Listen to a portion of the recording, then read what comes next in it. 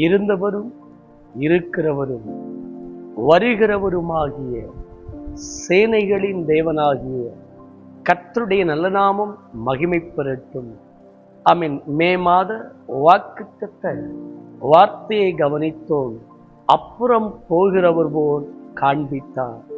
அப்புறம் போகிறவர் போல் ஆமென் காண்பித்த நோக்கம் அவர் காண்கிறார் என்பதையும் அவர் கண்டார் என்பதையும் அவர் அரவணைக்கவும் அவர் ஆறுதல் படுத்தவும் தன் மார்போடு சேர்த்து கொள்ளவும் மனக்கவலையை நீக்குவதற்கும் மன வேண்டுதலை கேட்டேன், உன் கண்ணீரை கண்டேன். ஆமென். உன் ஆயுசு நாட்களோடு ஆமென் 15 ஆண்டுகளை கூட்டினேன் என்று சொன்னது போல சில நிறைவேறுதலை நிறைவேற்றத்தக்கதாக தான் தேவன் அப்புறம் போகிறவர் போல் காண்பித்தார்.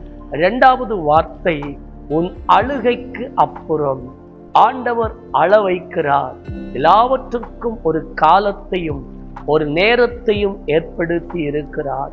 ஆமென். 24 ஆரம்பமானது முதல் அழுகைதான் வாழ்க்கையில் தஞ்சமாயிருக்கிறதோ. ஆமென். பகல் சிரித்தால் மதியம் அலை மாலை வேளைக்குள் நான் அழுகிறேன், நான் குழம்புகிறேன். ஏன் இந்த வாழ்க்கை? ஆமென். ஏன் இந்த எதிர்காலம்? ஏன் இந்த குடும்ப ஜீவிதம்?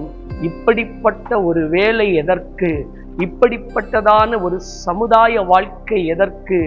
ஏன் இந்த குடும்பத்தில், ஏன் இந்த பெற்றோர்களிடையே ஆமென் எங்களுக்கு பிள்ளையா ஏன் இவைகள் வந்து பிறந்தது என்று அழுகுறையின் நடுவில் ஆமென் நாங்கள் ஏன் தான் இந்த படிப்பை சூஸ் பண்ணினோமோ, ஆமென் எடுத்தது முதல் எங்களுக்கு தலைவேதனை. அவ்வண்ணமா யோசித்து கொண்டிருக்கிற நம்மை பார்த்து அவர் சொல்லுகிறார், அழுகைக்கு அப்புறம். அப்படியானால் ஒரு பக்கம் அழுகை என்று சொன்னால் மறுபக்கம் ஆனந்தத்தை ஆண்டவர் வைத்திருக்கிறார். ஆமென். எப்பொழுதும் அழுது கொண்டிருக்க ஆண்டவர் விரும்பவில்லை.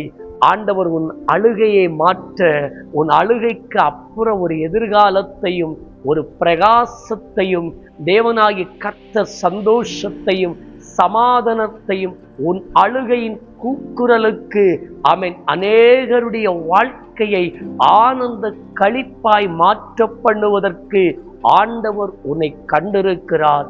ஆண்டவர் உன்னை பார்த்து கொண்டிருக்கிறார். ஆண்டவர் உன்னை அறிந்தார், அதற்காய் வேர்திரித்தார். அதற்கென்று தேவன் ஆமென் உன்னை பிரித்தெடுத்திருக்கிறார். நாம் வாசிக்கலாம். ஆதியாகம புஸ்தகம் 42ஆம் அதிகாரம் 24ஆம் வசனம் சொல்லுகிறது, அவன் அவர்களை விட்டு அப்புறம் போய் அழுது திரும்ப அவர்களிடத்தில் வந்து அவர்களோடு பேசி அவர்களில் சிமெயோனை பிடித்து அவர்கள் கண்களுக்கு முன்பாய் கட்டுவித்தான். நாம் நன்றாய் தெரியும், யோசேப்பு அவன் சொப்பனக்காரன். அவன் எங்கள் மேல் துரைத்தனம் பண்ணுவானா? எங்களை ஆளப்போறானா? தகப்பனுக்கு போலும் பிள்ளைக்கு எரிச்சல் உண்டாகக்கூடிய அளவில் கூட பிறப்புகளுக்கு போலும் அவன் எங்கள் இளையவன், எங்களை ஆழ்வானா?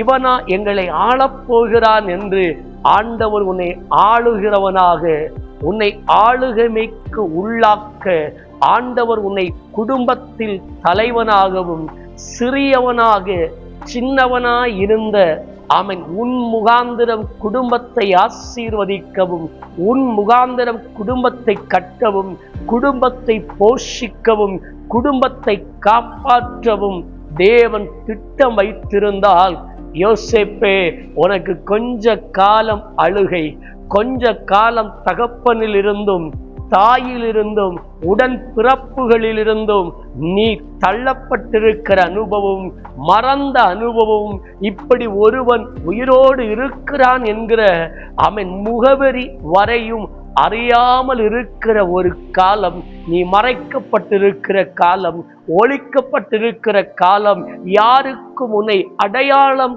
தெரியாத ஒரு காலகட்டம். யோசேப்புக்கு சகோதரர்களை அடையாளம் புரிந்தது. ஆனால் யோசேப்பை சகோதரர்களுக்கு அடையாளம் புரியாமல் போனது. தேவன் அப்புறமாய் உன் அழுகையை மாற்றவும் அவர்கள் தீமையாய் நினைத்ததை நன்மையாய் யோசேப்புக்கு மாற பண்ணினவர். அநேகர் உங்களுக்கு தீமையாய் நினைத்ததை கர்த்தர் என்ன செய்ய போகிறார்? சந்தோஷமாக்க போகிறார். அநேகர் தீமையாய் நினைத்ததை அநேகர் தீமையாய் யோசித்ததை, தீமையாய் செயல்பட்டதை, தீமையாக யோசித்ததை தேவன் நன்மையாகவும், தேவன் அவர்களுக்கு நன்மையை செய்ய, அவர்களை காப்பாற்ற, அவர்களை வாழ வைக்க, உயிரோடு காக்க, பிள்ளைகளையும் போஷிக்கத்தக்கதாய் யோசேப்பே உன்னை கர்த்தர் கொஞ்ச காலம் அழ வைக்கிறார். உன் அழுகைக்கு பதிலுண்டு யோசேப்பே. உன் அழுகுரலை கேட்கிறவர். இன்றைக்கு இவ்வண்ணம் தரிசனத்தின் நிமித்தம், வாக்கு தத்தங்களின் நிமித்தம், தேவ திட்டங்களின் நிமித்தம் எல்லாராலும் மறக்கப்பட்டு, ஒதுக்கப்பட்டு, தள்ளப்பட்டு, புறம்பாக்கப்பட்டு, விலக்கப்பட்டு, கொல்லுவதற்கு போலும் பேரம் பேசி குழியில் தள்ளப்பட்ட நிலையா? தள்ளப்பட்ட உன்னை கொண்டுதான் ஆண்டவர் தள்ளினவர்களுக்கு முன்பாக மூளைக்கல்லாய் மாற்ற யோசேப்பே உன் அழுகை. யோசேப்பு நினைத்திருப்பா, தகப்பன் இருந்தும் தகப்பனை பார்க்க முடியவில்லை. நேசித்த தகப்பனை விட்டு தூரமாய், நேசித்த தாயை விட்டு விலகி இருக்கிற அனுபவம். ஐயோ, உடன்பிறப்புகளை பார்க்க முடியவில்லை. யோசேப்பு யோசிக்கிறா, அறியாத இடத்துல புரியாத பாசைக்காரர்கள் நடுவில் இவ்வளவு சித்திரவதைப்படுகிறேனே, இவ்வளவு நான் நெருக்கப்படுகிறேனே. நான் செய்கிறது நல்லது, நான் செய்கிறது யோசிக்கிறது நன்மைக்காய், அதை எல்லாம் தீமையாய் வருகிறதே. யோசேப்பு அவருக்கு ஒரு காலம் தீமையா வரும். உனக்கு எல்லாமே வேதனையாய்த்து. உன்னை யாரும் புரிந்து கொள்ள மாட்டாங்க. யாரும் உன்னை புரிந்தது போல பழக முடியாதப்பா. யாரும் உன்னை அறிந்தது போல செயல்பட முடியாது. யாரும் உன்னை காண்கிற விதமாய் உன்னை காண முடியாது.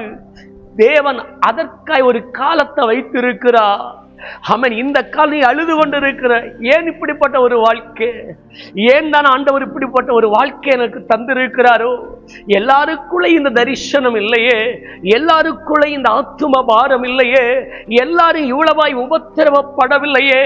என் சமப்பிராயம் உள்ளவர்கள் நடுவில் போலோ என் தலை, நான் எங்க போனாலும் எனக்கு தண்ணீர், என் கண்கள் கண்ணீராய் இருக்கிறதே. ஐயோ, என் கண்ணீரை யார் காண்பார்? ஆண்டவர் அப்புறம் போகிறவர் போல இல்லை யோசேப்பே. விற்கப்பட்ட யோசேப்பே, நீ அடிக்கப்படுகிற யோசேப்பே, அப்புறம் போகிறவர் போல இருக்கிறார். ஆனா உன் அழுகைக்கு தேவன் 1000 10,000 மடங்கு தேவன் தம்முடைய தரிசனத்தை, வாக்கு தத்தத்தை, சொப்பனத்தை நிறைவேற்றுவதற்காக தான் தேவன் அவ்வண்ணம் செயல்படுகிறார். யோசிப்பு நினைத்திருப்பார், தகப்பனும் யோசித்தார், என் பிள்ளைய பார்க்க முடியாது. ஒருவேளை நீங்க நினைக்கிறீங்க, பிள்ளைய பார்க்க முடியுமா? என் பிள்ளைய பழைய நிலையை போல என்னால கவனிக்க முடியுமா? என் பிள்ளையின் முகத்தை கண்டா போதும். குடும்பத்தின் தலைவர்கள், குடும்பத்தின் தலைவிகள், தலைமுறைகள் மறுபடி என் குடும்பம், நீங்க வேலை செய்கிற இடங்களில், தொழில் பண்ணுகிற இடங்களில், உங்கள் சமுதாயத்தின் நடுவில் மறுபடியும் நிலை திரும்புமா?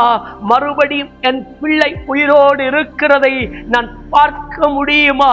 என் பிள்ளையை என் கண் மூடுவதற்கு முன்பாய் ஒரு விசை என் ஆசை தீர என் பிள்ளையை ஒன்று பார்த்து முத்தமிட்டால் போதும் என்று யாக்கோபு நினைத்ததை போல, நேசித்த பெற்றோர்கள் நினைத்தது போல, பிள்ளைகள் பெற்றோரை நேசிக்கிறது போல, குடும்பத்தின் புருஷன் மனைவி நினைக்கிறதை போல தேவனாகிய கர்த்தர் யோசேப்புக்குள் இருந்த அங்கலாய்ப்பை பார்த்தார். அவனுடைய அழுகைக்கு அப்புறமாய் தேசத்தின் சூழ்நிலை வந்தது. சொப்பனம் நிறைவேறினது. சொப்பனம் நிறைவேறுவதற்காய் உனக்கு அழுகையப்பா.